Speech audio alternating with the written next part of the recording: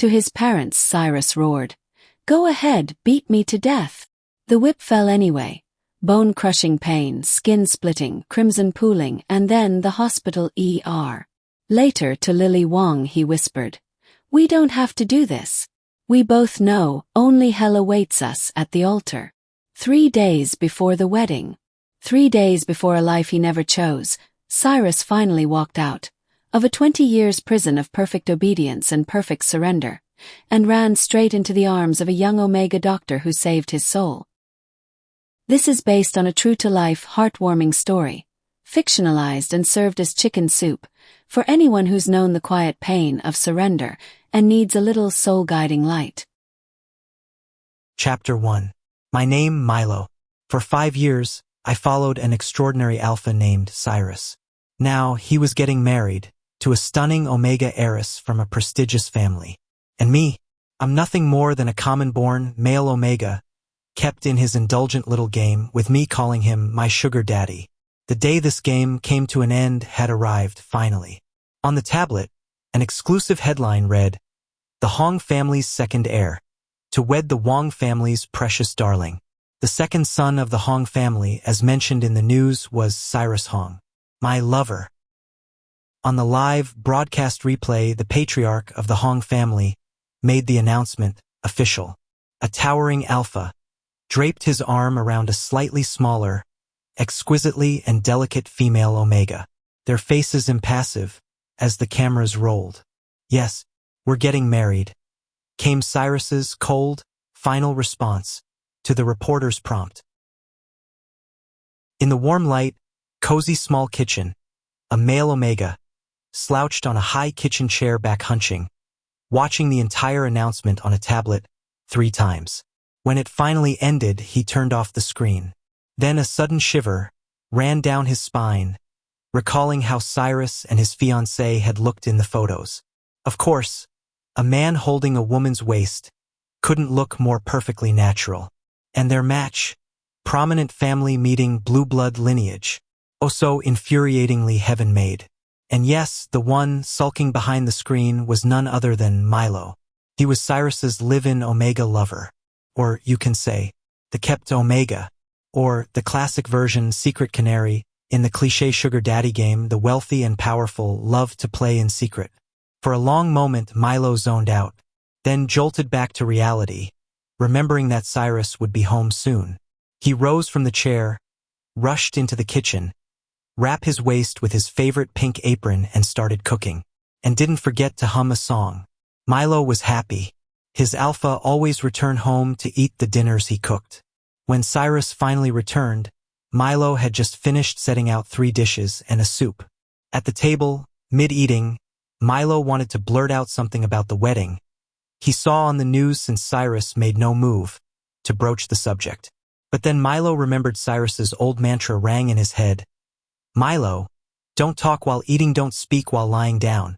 With a sigh, Milo clamped his mouth shut, chewing quietly, swallowing both food and words. But surprisingly then, it was Cyrus who broke the silence first. He frowned and asked, "What's wrong? You've never been this quiet at dinner before." As if finally granted permission to speak, Milo shoot. "Cyrus, you're getting married." A pause. Cyrus didn't flinch, as if he'd prepared for the question.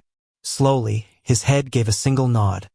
His eyes still fixed on his plate, his expression calm, as he picked up a piece of meat with his chopsticks and placed it on Milo's bowl, and then picked another one for himself. Milo blinked, puzzled for several seconds, before asking in a soft voice, "What about me?" Cyrus's hand stilled mid-action. Slowly, he lifted his eyes to Milo. A hint of guilt flickered in their depths. "What's with you? This has nothing to do with you. You just stay put here where you belonged. As for her, I'll make separate arrangements." Milo let out a weary sigh, feeling the weight of this world's absurd melodrama pressing down on him. "Russie, I'm trying to do the right thing here. You're getting married, and it's only right you cut ties cleanly with me. You can't be unfair to her." Cyrus's brow creased instantly, sharp with irritation. The request sounded alien, could not reconcile with the Omega he held close for 5 long years. Or perhaps he simply refused to understand. What are you getting at, Milo? You want to leave me? Seeing the spark of his overbearing temper about to ignite, Milo quickly backpedaled, softening his words. No, that's not what I mean. What I'm saying is, having me here would make your marriage look bad. Your marriage isn't just about you, it involves both families, both businesses. You can't take that lightly. The reasoning was sound, truly principled, but Cyrus didn't like how it sounded. Cyrus threw him a curveball. But I don't want to be apart from you, Milo. Milo blinked, a crooked smile tugging at his lips. Ha! So you do like me? Yeah. The question struck Cyrus momentary speechless. For a long moment he was silent, before finally forcing out a single retort. Of course, you're my Omega. Nah. Milo waved a hand dismissively. So what? Big deal. It's not like we're bonded. So both Alpha and Omega ended their dinner eyeballing each other like it was a contest. Cyrus was looking flustered and on edge, while Milo stayed deadpan calm. Still, it got us nowhere. I don't agree, Cyrus finally bit out, cutting the impasse. Milo knew this Hong family's second young master's temperament inside out. Pushing him any further would only end up chasing their own tails. So, as always, he curled his lips, backed down first, and let the matter drop.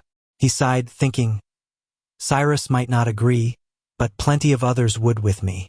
That night Cyrus turned oddly clingy, sticking to Milo like he couldn't get enough.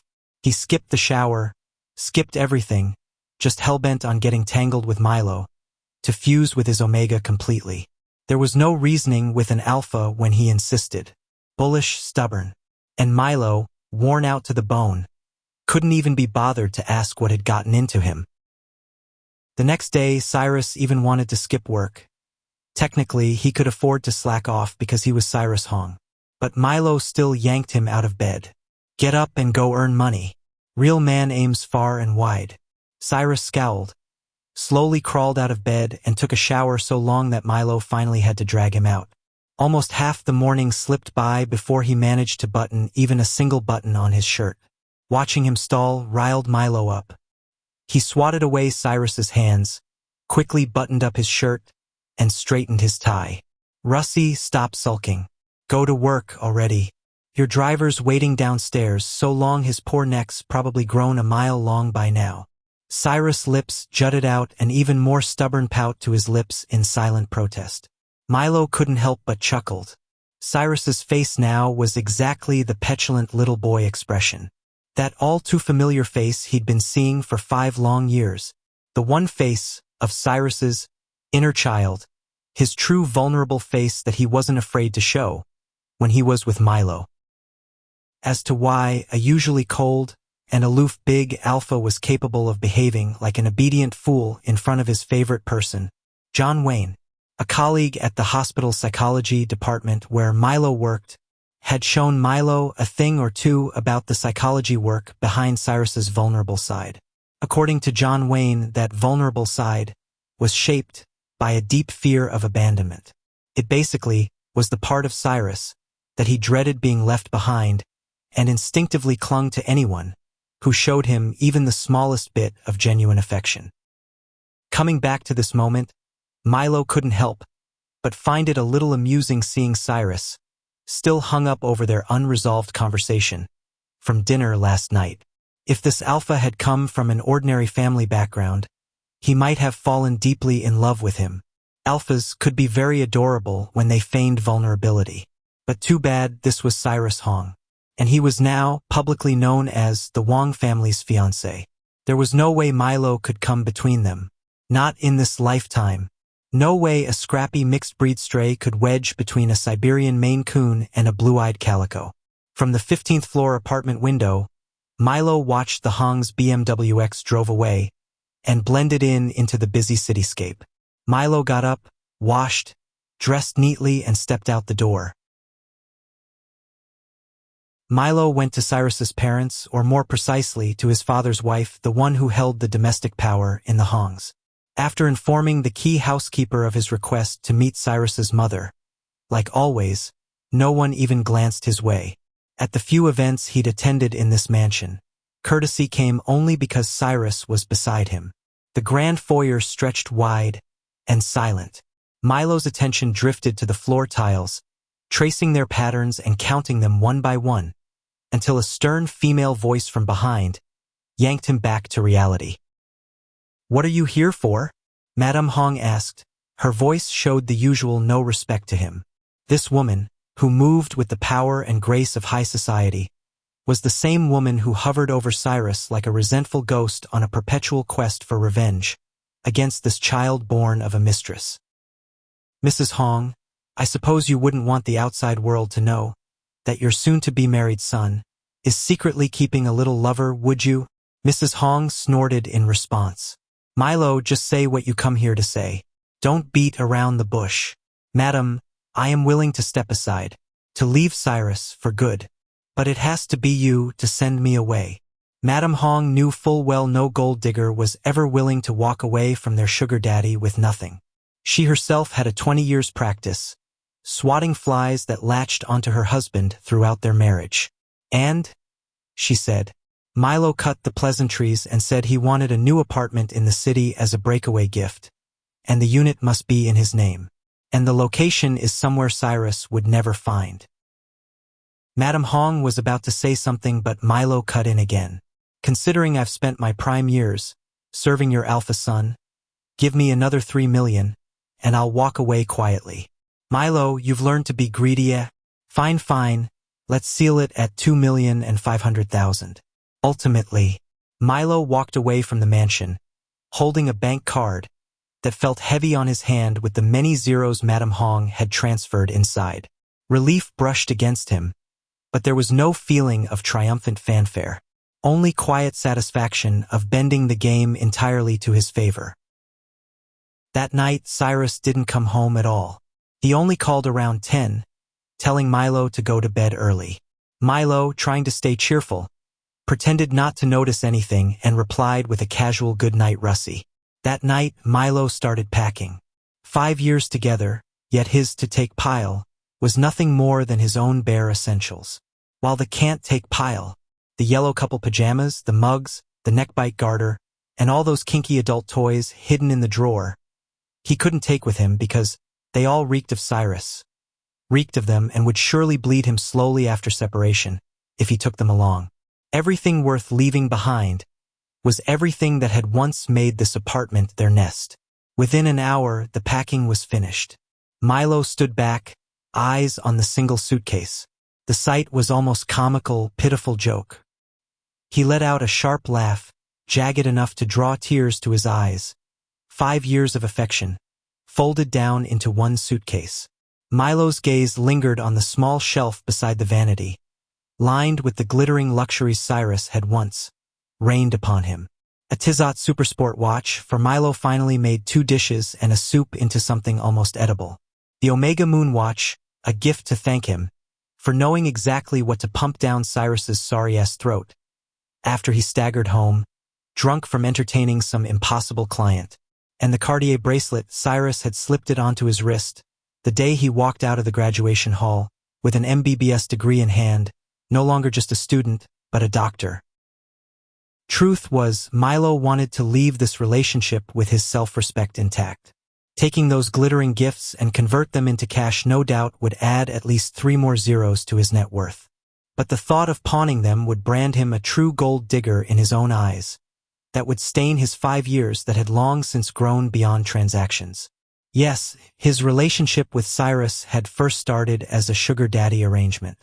But along the way, Cyrus had learned to lean on him, not just taking Milo as his vessel for rut release, but as someone he could confide in, a shoulder to cry on, the one person he could be completely honest with. And to Milo, being that person for Cyrus had come easily. Now thinking back, he often thanked the heaven that, in his financial most desperate hour, he landed himself in the arms of a young alpha heir who, for all his arrogance, had shown him tenderness. He still remembered the night Cyrus took his hands, calmed his anxiety, saying, "Don't worry, Milo. I've already paid for your mother's knee replacement. I've even arranged a nurse and nanny to care for her recovery." You just need to focus on your exams. That night, despite the sting to his pride, Milo had agreed to stay, repaying Cyrus not with money, but by letting himself be the one Cyrus could lean on. Milo, the only son of a widowed mother. His father had died young, serving the country, leaving his mother alone to raise him on a small welfare allowance. Conditioned by the scarcity of her circumstance, this country woman naturally approached life with the attitude of, even if the sky falls, use it as a blanket. Before moving on, let us take a moment to observe Milo's psychology. From a psychotherapist's standpoint, his simple upbringing made him remarkably resilient and almost schema-free, almost untouched by deep-seated emotional traps or burdensome emotional baggage. His focus remained uncomplicated, that was to study hard and provide his mother a comfortable old age. Have you ever known someone who lived with the same kind of simple, steady purpose as Milo? Tell us in the comments, we'd love to appreciate their example together. Raised with a simple worldview, Milo grew compassionate, and with only scholarships and aid, his academic drive carried him into medical school in the capital. Mature beyond his years, he juggled classes with shifts at convenience stores, tutoring kids, and weekends cleaning up after pets at a friend's clinic. From the start, Milo made it clear their relationship was purely transactional, no imprinting, no bonding. Yet, without intentional trying, their 5 years together unknowingly, naturally turned into bliss. Their pheromones drew each other in, effortlessly. His gin scent smelled like nectar to Milo, and Milo's lemony aroma smelled like fine whiskey to Cyrus. They even weather out each other's heat and rut with remarkable stamina, never fail to leave an afterglow that made their friends envy. If not for the disparity of their economic worlds, they might have been perfect for each other. A full week had passed since Cyrus's last goodnight text. It wasn't until the 8th morning, just after Madame Hong called to say the new place was ready for Milo to move in, Cyrus finally returned home. Milo froze at the door. Cyrus's face was badly bruised, his eyes shadowed, his hands bandaged, his posture weak. Russie, what had happened? Cyrus didn't reply, just stood mum with his head hung low, his expression unreadable. The silence told Milo that Cyrus had understood their situation already, that the Hong family had tightened their grip on him, and he couldn't fight back. And seeing the sheer effort it took Cyrus to contain his feelings, Milo quickly decided to leave, to spare them both further pain. After taking 2 steps forward, Cyrus spoke up suddenly. Milo, anything else you want? Milo paused and turned back to look at the alpha. He lifted Cyrus's chin and gave Cyrus a good, deep kiss. After breaking the kiss, with tears swimming in his eyes, Milo said, "Nothing more that I want. It's all good. Goodbye, Cyrus." At that, Milo turned and walked away. Chapter 2. I am Cyrus, an alpha, the second son of Commander Hong Lei, Deputy Director of the Nanjing Military District. Our family name, Hong, carried weight, opening doors few dared to knock on, quietly, efficiently, and unchallenged. My elder brother managed the steel. My elder sister oversaw the uniforms and protective gear, and me oversaw the electronics. For nearly 2 decades, I lived in the Hongs like a zombie, where absolute loyalty and power defined everything, until I indulged myself, for 5 reckless years, in a little game with an omega I love to call my sugar baby. But the day this game coming to an end had arrived, finally. Bang, bang, bang, bang. The sound of fists striking wood had become a rhythm in the past week, from the 3rd room upstairs of the Hong ancestral estate. Chairs toppled and splintered, and then smashed against the door.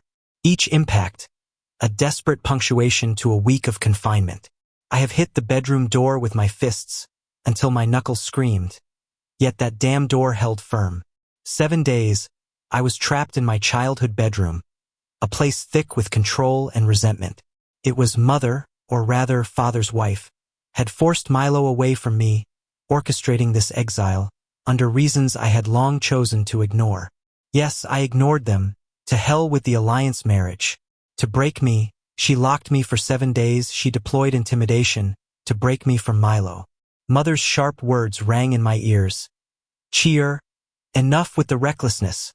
You are now the fiancé of the Wang family. I had tried to escape once. From the second-story window, I had flung myself into the air. It was a reckless bid for freedom, driven by desperation. Desperate to reach Milo, to tell him I had everything under control, to give him the same assurance as before, that I would handle it. But even as I fell, the force that bound me was faster. Hands like iron, trained as if for war, caught me, crushing the pride of Alpha within me into complete humiliation. By the end of it, I was bedridden.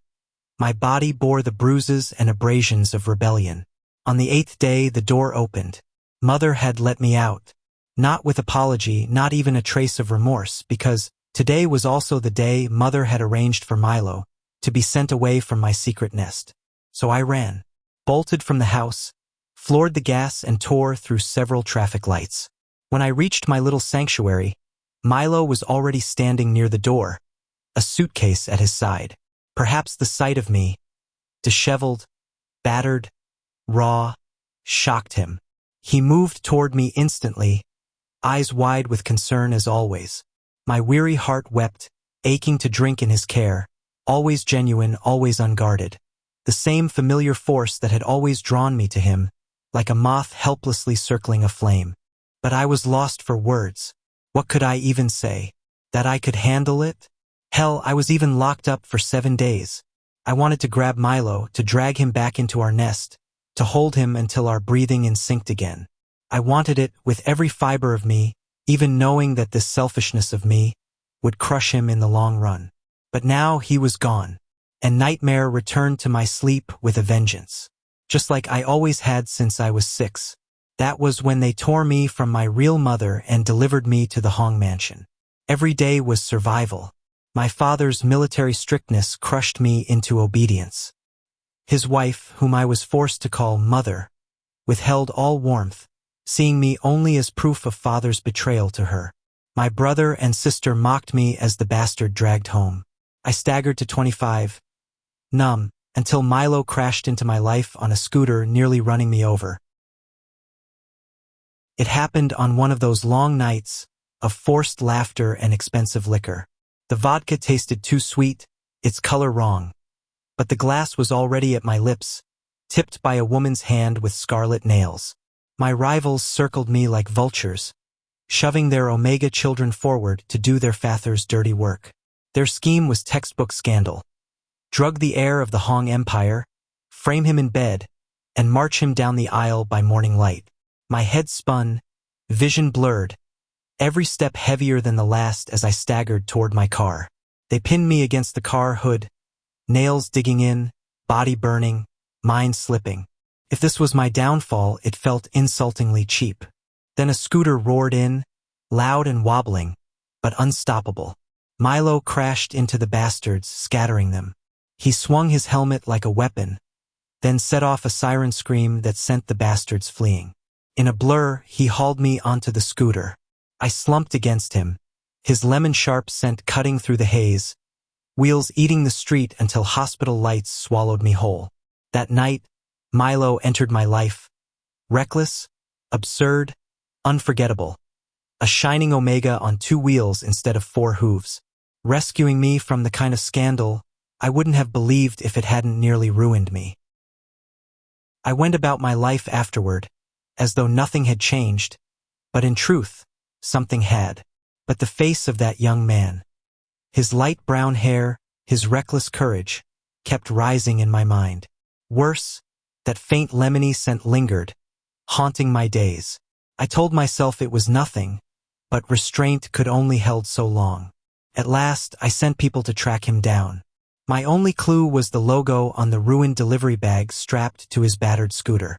It was enough, because, in no time, I found him. Gao Minglu was his name.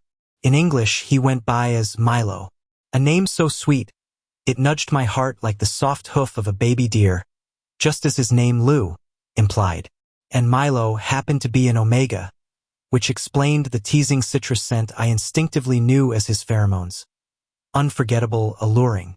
And oh no, that whole rescue the damsel in distress fray, or rather dude in distress, had actually got him fired from the delivery job.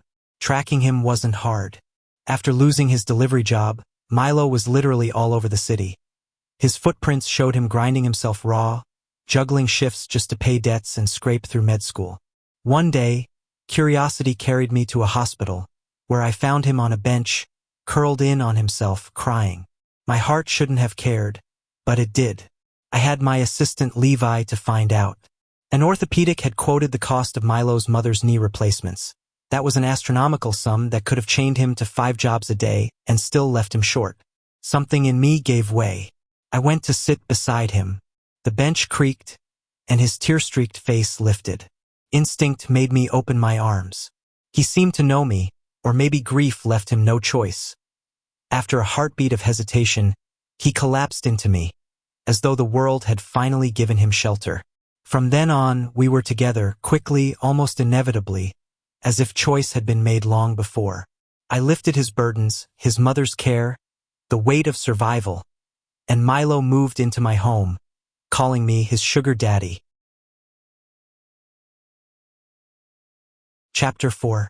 The Nanjing Central Hospital. ER Department. It was Monday morning. The department moved with its usual rhythm, neither chaotic nor silent.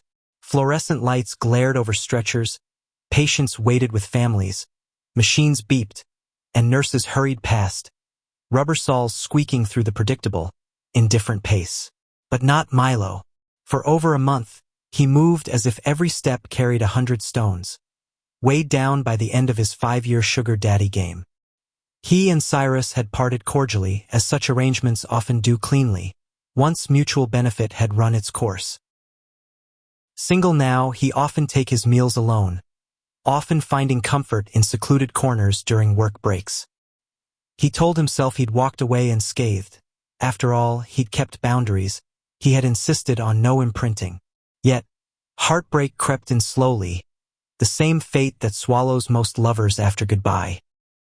Scrolling through photos of Cyrus on his phone, Milo was pulled back into memory, the first and perhaps the most naughty act of defiance, barely a month into their relationship. It was a weekend evening, while they were strolling through the night market hunting for food. Levi, caught up, reminds Cyrus not to be late for the banquet mother had arranged. That reminder made Cyrus immediately irritated to his core. Milo understood at once. Impulsively, he leaned to Cyrus's ear. "Russie, you don't want this arranged marriage, do you? I'll help you. Now that you have me, I can pretend to be your pregnant omega. Medical grad, remember? I know all the details." Due to exhaustion or defiance, Cyrus relented. Hand in hand, they slipped into the car toward the banquet. Entering the posh private room, Milo's jaw nearly hit the floor at the sight of a parade of wealthy and beautiful people of the high society. Thankfully, he was here with Cyrus, or he might have fainted from sheer intimidation. "Mother, I'm here," Cyrus said to the woman in the center seat. "Who is he?" Madame Hong demanded, eyes appraising Milo like merchandise. Meeting Cyrus's family for the first time, Milo hid his disgust at the woman's rudeness. He put on a mask of clingy, wide-eyed rabbit and introduced himself as Cyrus's boyfriend. "Cheer," Mother pressed. "Once again, you're showing either disrespect or total disregard for what's on the line." "Sorry, Mother," Cyrus said smoothly. "I already have an omega. The alliance I decline." "How dare you refuse?" Her voice cut sharp as a blade. "Kneel." Madame Hong slammed the table. Cups and chopsticks rattled. Cyrus obeyed. He dropped to his knees. Milo's heart raced. Wow. This was a scene from a melodrama come alive. And before Milo realized what he was doing, he knelt too. Cyrus shot him a glance that said, "You don't have to." But Milo returned him with a smile that said, "I want to." The sight of 2 young people kneeling, demonstrating defiance, erupted Madame Hong's fury. She hurled a teacup straight at Milo. Milo froze, totally caught off guard by melodrama turned action-packed. Cyrus moved first, his shoulder bent and took the blow. Cyrus had taken a blow for him. Wow, stars blinking in Milo's eyes, drinking in the awe and admiration of Cyrus's heroic act. Then, wasting no time, Milo immediately amped up his performance. "Madam, we truly love each other. Please, let us be." "You've got some nerve," Mother sneered. "An Omega with no name dares to speak of love to the Hong family? Do you take me for dead?" Cyrus helped Milo to his feet and then said, "Mother, father, we love each other. And he's already carrying my child." "Yes, yes," Milo applauded Cyrus inwardly, surprised by how fast he was catching on the acting with fast improvisation. Thinking it was time to end the charade, Milo clutched his stomach and sagged dramatically into Cyrus's arms, exaggerating his imaginary pain. "Russie, my stomach hurts so much." Without hesitation, Cyrus swept him up in a bridal carry. Before heading out the door, he turned back to the stunned families and declared, "We're leaving now, and we're sorry for everything." That night, they celebrated their first victory with a blast of luxurious steak and wine at a riverside restaurant. By coincidence, Milo's heat cycle hit. Cyrus floored the gas home. The moment they crossed the apartment door, their bodies collided, shoes on didn't matter, the need to put out the fire pressing, words unnecessary. Invisible currents binding them in a rhythm only Alpha and Omega could share. The next morning, Mother texted Cyrus. She said the family would tolerate his dalliance with the Omega, and the baby would be welcomed into the Hong family, but the alliance marriage still had to happen. Concessions or not, the fact that the invincible chokehold around his neck remained. Feeling powerless, all Cyrus could do was stretch the tug of war, moving one calculated step at a time. And with Cyrus's words, "one step at a time," neither of them imagined their saga would stretch out to 5 long years. And during this span of time, Milo was known to have gotten pregnant 20 times and miscarried 26. Had he really given birth to Cyrus's child, you'd bet half the children of the neighborhood kindergartens would bear the Hong surname. Third week after their separation, Cyrus knew at which hospital Milo was doing his internship. Still, he hadn't visited, not once, not even to steal a passing glance. Well, Milo wasn't really expected him to, anyway. Adjusting life from 2 to 1 was strange. Often, he would unconsciously set out 2 portions at dinner, or leave space in the wardrobe, sleep on one side of the bed, even reached for warmth that wasn't there. Once, with a fever, he nearly called Cyrus, before remembering he was someone else's fiancé. Fourth week after separation, strange food deliveries from a phantom sender began appearing on Milo's desk at all hours, every day. 3 golden, runny egg tarts just the way he liked them, layered tiffins of fragrant dinners, steaming congee for his night shifts, even a cashmere scarf and warm little extras. Each gift was a quiet reminder that Cyrus hadn't let go either. Finally, Milo's patience snapped. He grabbed his phone and texted the Alpha, "Go see a therapist." 8 weeks to wedding. Night shift at the hospital. Milo was jolted awake by a call of duty. An emergency case had wheeled in to bed number 4. When his sprint reached the ER, he saw a familiar face, Levi. Seeing Cyrus's the ever-present assistant standing next to the drawn blue curtain sent Milo's heart racing. This is bad, he thought in his heart. On bed number 4, Cyrus lay. He was a mess, limbs tangled, words slurred, eyes glassy, and the stench of foul liquor stinging to the 29 depth of hell. Levi explained. The young master had been pounding whiskey night and day, as if each drink could save him. Tonight he'd passed out at the club. A string of curses slipped through his mouth as Milo quickly performed a gastric lavage and started 4 fluids to clear the wrecked idiot out. The next day, Cyrus woke unrepentant. With a face bloated and blotchy, eyes bloodshot and ringed with bruised circles, he looked nothing like the usual smart and dignified CEO, but a ridiculous drunk fool as he nuzzled into Milo's chest with a shameless grin. "Only like this, I get to see my sugar baby up close," he murmured, hugging Milo stubbornly, and stayed clingy until the Hong people finally came to take him away. 7 weeks to wedding. Late one weekday night, Cyrus was admitted to the ER again. Heavily intoxicated again. This time, a woman came along with Levi. Milo recognized her immediately. She was the fiancée, Ms. Lily Wong. Her face had dominated trending searches ever since the wedding announced. But Milo's eyes didn't linger on her. They landed on the sprawled alpha. "Didn't I tell you all to curb his drinking?" Milo snapped at Levi. "Ah." Levi hesitated, stammering. Ms. Wong shot him a sharp scowl that hinted what a useless thing. "Step aside. I'll speak." She spoke with the unmistakable air of an heiress. "Cyrus is running his rut. He refused my help, got himself overdose of suppressants. He also downed several bottles of hard liquor. After nearly an hour later, the chaos died down. The Hong and Wong entourages left, and Cyrus was moved to a private ward. Milo lingered, staring at the sleeping wreck. His frustration at this alpha's recklessness towards his own health didn't die down even a bit. If anything, his insides simmering like a stew of obscenities. Before dawn, Cyrus woke. He realized he was in a VIP ward. He scanned the ward in silence and saw Milo reading by his bedside. Baby! His heart leapt in joy, just the person he needed, his salvation, the drug he craved. Without a word, he sat up, yanked out the intravenous drip, swung his legs off the bed, and moved to lock the door. Milo's eyes narrowed. "Cyrus, what the fuck do you think you're doing?" Literally, that Cyrus muttered. "Help me. Only you can." The pitiful sight of an alpha in rut hit Milo like a sour sting. He couldn't bear this broken alpha pleading.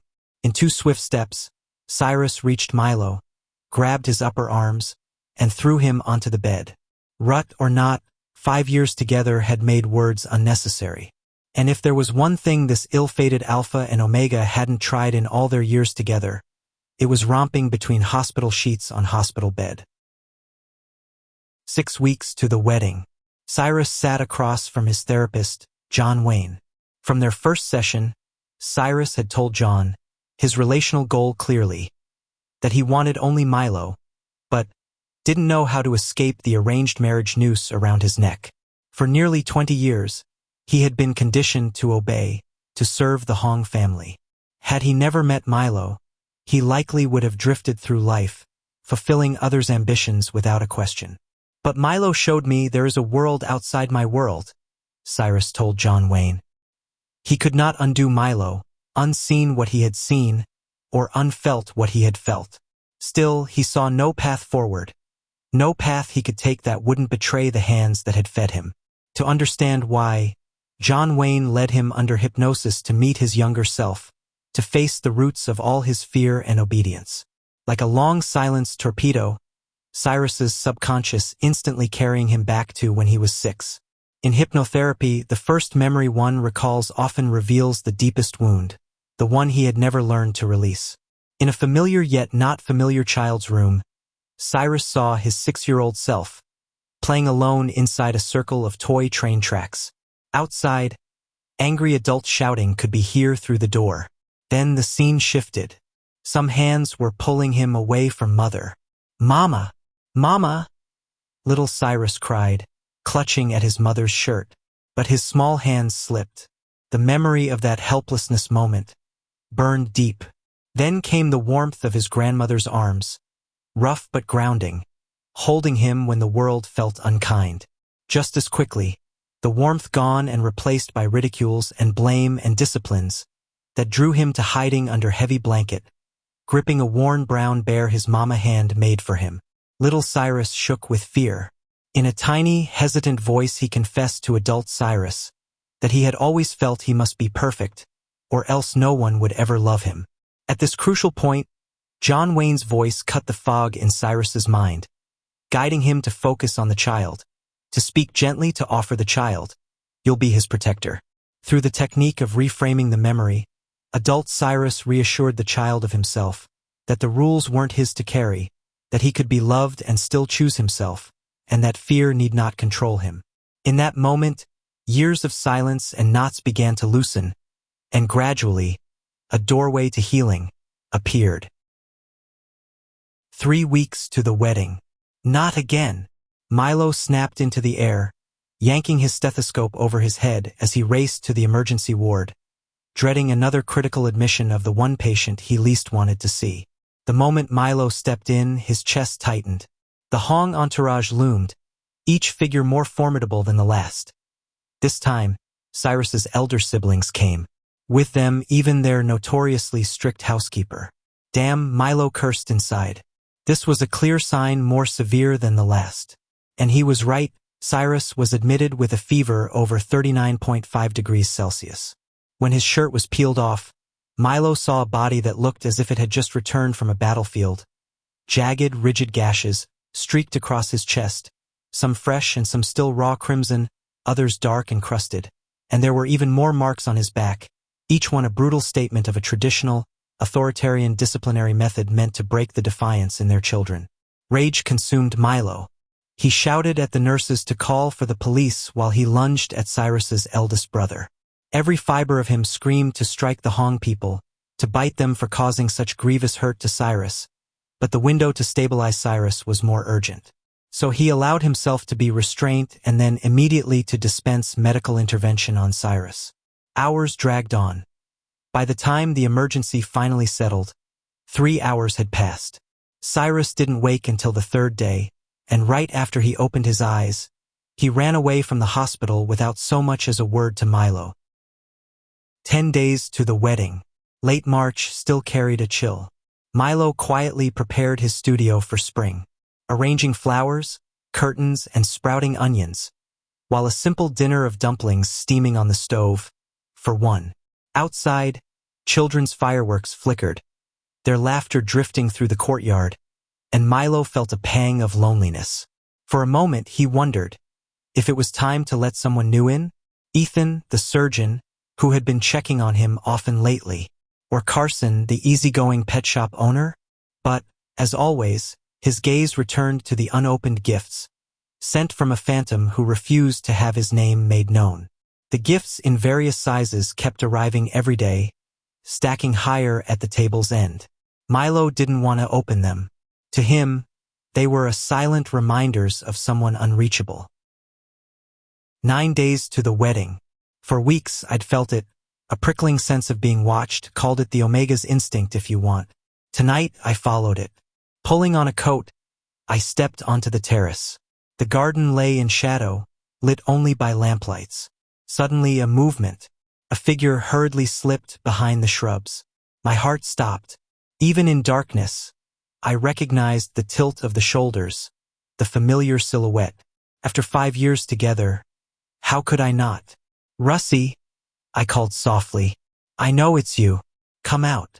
The shrubs finally shifted at my second call, and Cyrus emerged, hesitant, into the lamplight, his alpha posture awkward.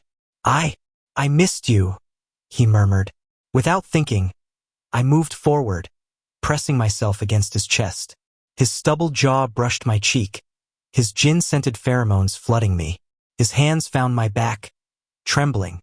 In that fragile stillness, every breath and heartbeat spoke louder than words. "It's killing me. Everything's so hard, Milo." I held him tighter, whispering and soothing. "I know it hurts, but you'll get through this. The hard part won't last forever. Don't you want me to stay?" He choked out, sounding desperate, dripping with pleas. "Cyrus, we don't have a future together. Don't make me a backup option." He flinched at my resolute words, his jaw visibly clenching. I brushed back his hair, tracing his tortured face. "Stop holding on too hard. Stop drinking yourself to death. Stop leaving bruises. I hate seeing you like this as my patient again." Cyrus remained still, his head hung low, dejection apparent on his face. His gaze burned into me, but his lips quivering. I hugged him again. "You'll be all right, Russie. Forget me. You'll move on.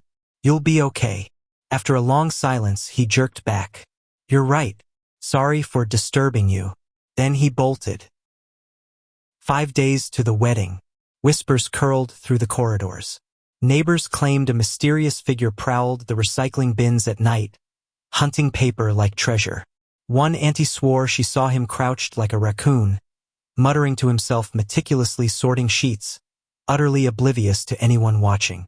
For days to the wedding, Auntie Lim, the neighbor, leaned over the balcony. "Be careful with your paper waste, dear.